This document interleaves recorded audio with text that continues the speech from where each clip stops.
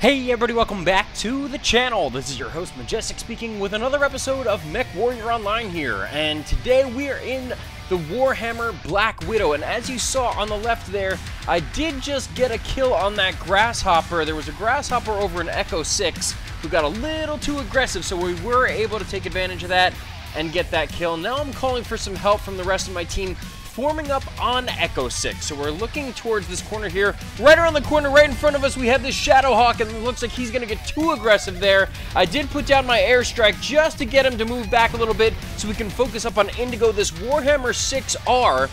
Now we're trading with each other. So he's got AC-10s, I have AC-10s, and then this Marauder 2C comes out of nowhere.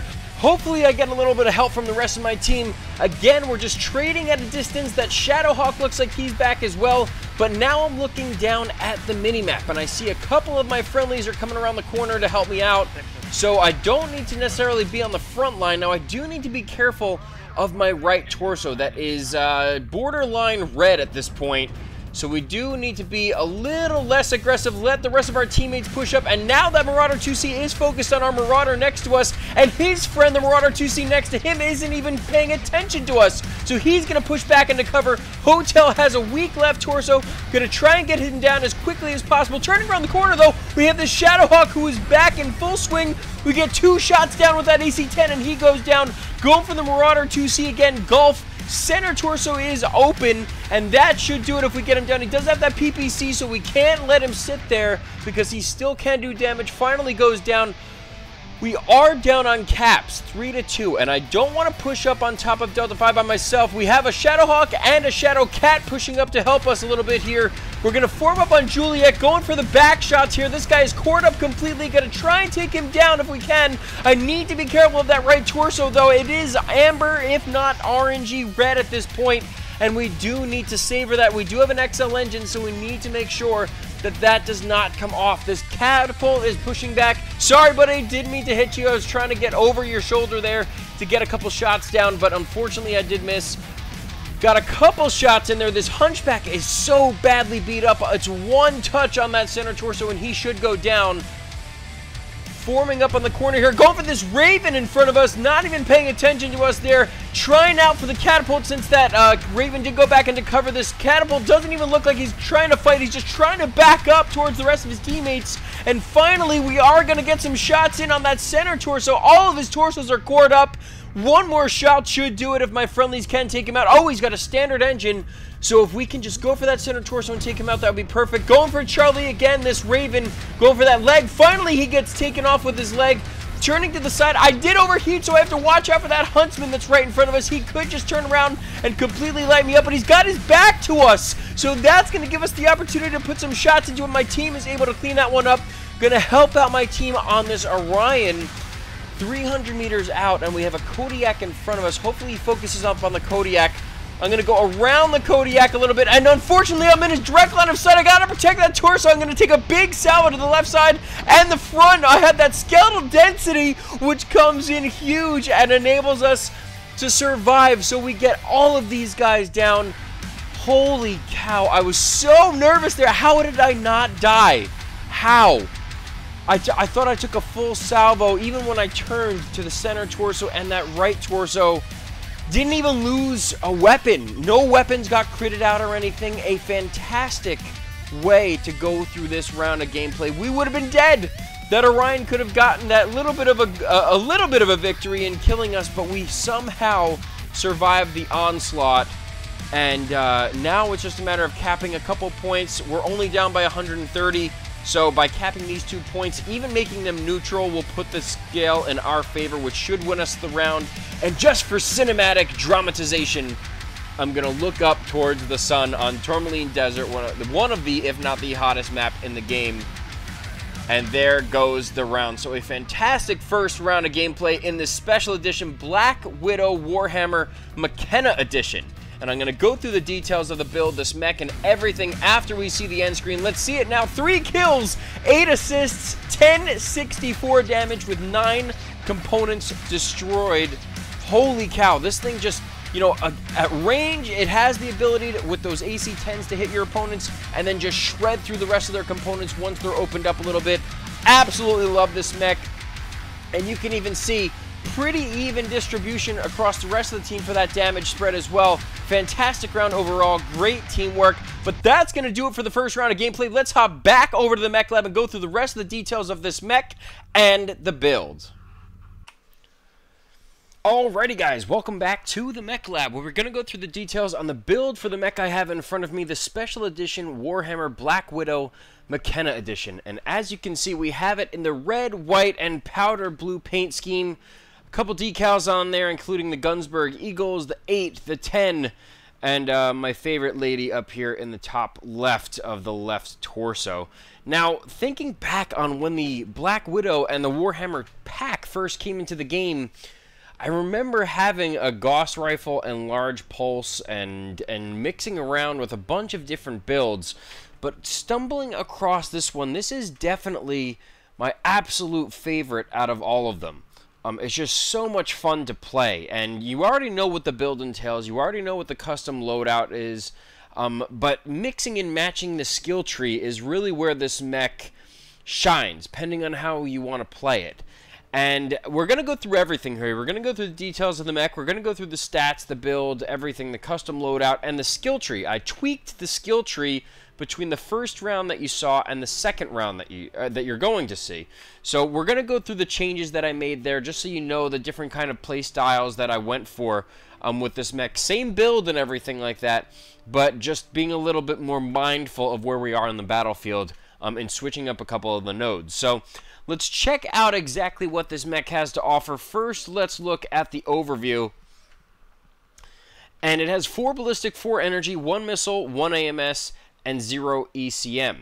Now, I didn't take advantage of that missile hardpoint. That missile hardpoint, it is in the right torso, but instead of going with that, I wanted to focus on making sure that these AC-10s and the other 2 ballistic hardpoints were filled in first, and then if I had any extra room, I was going to place that last missile hardpoint in there. But as you guys know, I do have the dual AC-10 loadout in there, which majority of the time what you're seeing out there is probably LB-10s, if I had to guess.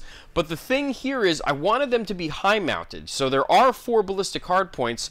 Putting the machine guns in first and then the AC-10s second puts them in that top slot. And I know it might not be that big of a difference in height and exactly where you're seeing with those ballistic hardpoints, but it does matter at the end of the day. It does matter. So you want to make sure that those AC-10s have the best possible advantage before you fire them to actually connect with their target. So I placed those machine guns in there to churn out the damage with the AC-10s and the small pulse lasers for some extra beefy close-range damage support. Now, the AC-10s can be used at a distance, and then once you close in, they lower the boom, and then the rest of these weapons just shred through everything, as you saw through the first round. Now, we did fill out everything on this mech. We have 70 out of 70 tons. We have 78 out of 78 slots. We have 432 out of 434 armor. In order to fit this last double heatsink in the arm, I did have to take 2 armor out of the head, and that was enabled us to fit 1 more double heatsink in here. So we do have a 1.38 heat management ratio. We have 13 double heatsinks, 2 on top of the engine, 1 in the left arm. And, you know, it is very heat efficient. Obviously, the machine guns don't emit any sort of heat in any capacity. The small pulse lasers, when stacked up with the AC-10s over time, will emulate a lot of heat. So we do have to be careful in that regard, as you saw from the first round, especially on an extremely hot map like Tourmaline Desert. Now, we do have an XL300 in there, and as you can see, I was nursing that torso in Tourmaline Desert because it was cherry red, and I knew if I even got poked that I was going to go down. So I did have to do a little bit of torso twisting, but we did survive the onslaught of that Orion, which was absolutely huge. 4.5 tons of AC-10 ammo, and then 1 ton of machine gun ammo. So we have 2,000 rounds to churn through with the machine guns, which is more than enough, especially for 2 machine guns. And then 4.5 tons of AC-10 ammo was absolutely critical there as well, to make sure that we have enough ammo to last through the entire round. And as you saw from the first round, we almost chewed through all of it. I mean, we had some more salvos to go through, about approximately 10 or 11 more, but you know, this thing does eat up the ammo, especially when you're firing 2 of them at the same time without a lot of heat penalty for firing them. So that's the reason behind the build, and it was very special because obviously the AC-10s, they provide that boom factor, but then you just shred through everything with these small pulse and machine guns, especially once the components are cored. The AC-10 machine gun combo and then small pulse lasers up very, very close and personal, you can guarantee some kills. So that's exactly what I was focusing on there. 43.5 point alpha, so it might not be anything huge or drastic or crazy, but the build does speak for itself. You have a ton of armor. The Warhammer chassis is very tanky, and you'll see in just a moment how I configured the skill tree. But we also have 69.4 kph with that XL300 in there. So, you know, it might seem a little slow, but the whole point here is, you know, the Warhammers, again, are very tanky. And they can really put out the damage, churn out the damage when put in the right position and taken advantage at the right time of, you know, any sort of flank or push on your opponents. Now, as for the consumables, as you can see here, we do have 2 consumables, so you know that I activated that one consumable consumable skill node. So you can see I have the Cool Shot 18 and the Advanced Airstrike there, just to help out the rest of the team and keep as cool as possible. Especially even considering Tourmaline was the last map, we were still getting a little hot. So definitely critical to have these 2. You know, this is more for support than anything. But checking out the skill tree, just to go through the final, you know, nodes and everything here that you guys need to know about this build. I did switch this up a bit. So this is what the skill tree is now. This was applicable to the first round, and then the second round that you're about to see was pretty much the entire right half of this tree. So all of this wasn't there. It was switched over to this side. I had another magazine capacity. As you can see, these nodes were unlocked. And, you know, I focused on the right half of that tree. I filled out the rest of the armor here, all the way out to the corners, even for that skeletal density. And then for the mobility, all I had were, you know, these 2 nodes were activated. This one was activated. So pretty much it went like this. It was kind of like a split right here. So I didn't activate anything down here. And then I figured, you know what? The results of the next round are the results. They will speak for themselves, but this is more catered towards my play style. Probably going to get some better results more consistently over time. So definitely take that into consideration, and you know, I guess take everything with a grain of salt, if you will. I did put a lot of operations skill nodes in here. I filled out all the way down to Cool Run originally, then I backed it up to Cool Run and Heat Containment, and now I backed it up to just the improved gyros, unactivating the Heat Containment and Cool Run nodes. It does run very heat efficient as it is, except obviously on Tourmaline, you know, certainly one of the hottest maps in the game. And then, as you know, I activated that one consumable consumable skill node. I keep saying hard point. Skill node, but that's going to do it. This is a very, very special mech. It's very, very near and dear to me. And it's dedicated to a very special someone. So I really hope that you guys appreciate this build. I hope you like the mech. I hope you enjoyed this overview on this mech. And you're in for another treat, another round of gameplay in this very, very special edition. The last edition before the new skill tree, not the new skill, oh my gosh, I'm getting everything confused. Before the Civil War tech comes out tomorrow. So with all the brand new weapons, the new mechs and everything, this will be the last video for that. And I wanted to make it this very, very special edition to mark a milestone with me starting the channel and everything like that, and to end before this, you know, reconfiguration really of the game takes hold. So thank you guys so much for tuning in. I hope you enjoyed the first round, but now it's time to hit the battlefield once more with the special edition Black Widow Warhammer Mckenna edition. Here we go. Alrighty guys, here we go. Second round of gameplay is going to take place on Mining Collective, and we're starting mid-round here, about a minute and a half into it, and we have a disconnect right in front of us. This Grasshopper, he was just kind of casually running across the screen here, so we're going to get some shots into him. Obviously, this won't count entirely from the damage score because he's not really fighting. He's disconnected, so You know, I'm going to help out and getting some of the components off and everything, even going for that side. I didn't want to push on him because in case they did have some mechs up here, I was going to get eaten alive. But now it's time to get into the real fight. So we're going to focus up on that Warhammer and the Jaeger mech that's next to us. And right in front of us, though, we're going to try... Oh, they got an ultraviolet. They've got an ultraviolet right here in front of us. He is going to focus up a little bit on us. We have to be careful here. He has all UAC 2s. Looks like he just got completely swallowed up, though, by my team. So great. 3 kills, including that disconnect at this point. We're going to take this advantage, though. We have the team. We have some numbers with us to push up and get a little bit more advantageous of a position with us. And now we're going to focus up on this Jaeger mech. The Jaeger mech does go down. We did get a suicide, unfortunately. And one other guy on our team got killed. So 6-2, though. Very, very quickly escalating here. And right in front of us, we have this quad ERPPC Warhawk.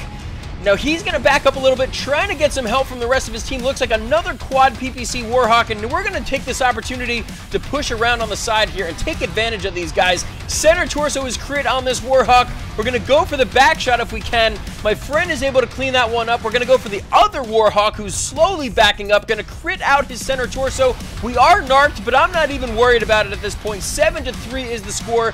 Going for that center torso. Again, one of my buddies is able to clean that one up as well. Juliet, the Shadowhawk, up on top of the platform here. It looks like a lot of my team is focusing up on him. The rest of their team seems to be scattered, though. We have this Arctic Cheetah, who seems to be swarming around all of my friendlies. So hopefully we can group up on him and get him down 9-3 at this point. Now turning towards the ramp again. We need to focus back up on the ramp. Going for this Shadowhawk. Looks like he's backing right up into us. Or no, he's going to face tank us. Doesn't even realize that the rest of my team is up here. Maybe he does, and he's just trying to be noble and glorious in his death. But we did get the kill on him. I believe there's one mech left, and I think it's a light, if I had to guess. I only saw one Arctic Cheetah. Not entirely sure what the last guy... And yeah, there he is. Okay, yeah, so it's an ECM mech, which means it's either a Cheetah or a Pirate's Bane, if I had to guess. Or maybe even a Grinner at this point. But we're going to go for... Yeah, it's a Cheetah, so we're going to go for that center torso. He runs right past us, and my entire team is going to converge on this guy. Echo, center torso in the backside is crit, and the front side is crit. We're going to try and get the kill here. Couple more salvos with those small pulse lasers gets us the final kill, and he goes down for the victory. Another 12-3 victory. Absolutely fantastic teamwork. Everyone pushed, everyone had each other's back, and this is the result. 2 kills, 6 assists, 1,246 damage with 9 components destroyed. Even if I subtracted 200 damage from that grasshopper that was disconnected in the beginning of the match, the results speak for themselves. This mech is absolutely fantastic up front.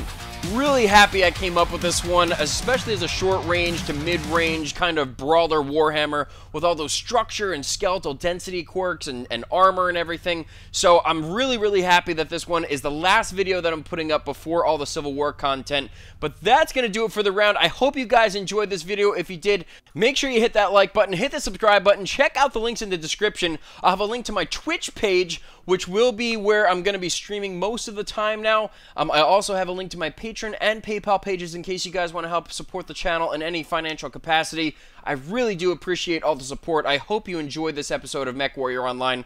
I know I had an absolute blast, a very, very special mech, a special dedication, rather, with the Warhammer Black Widow Mckenna edition. So I thank you guys so much for tuning in. I really do appreciate all the support, and I look forward to seeing you all on the next one. Take care, guys.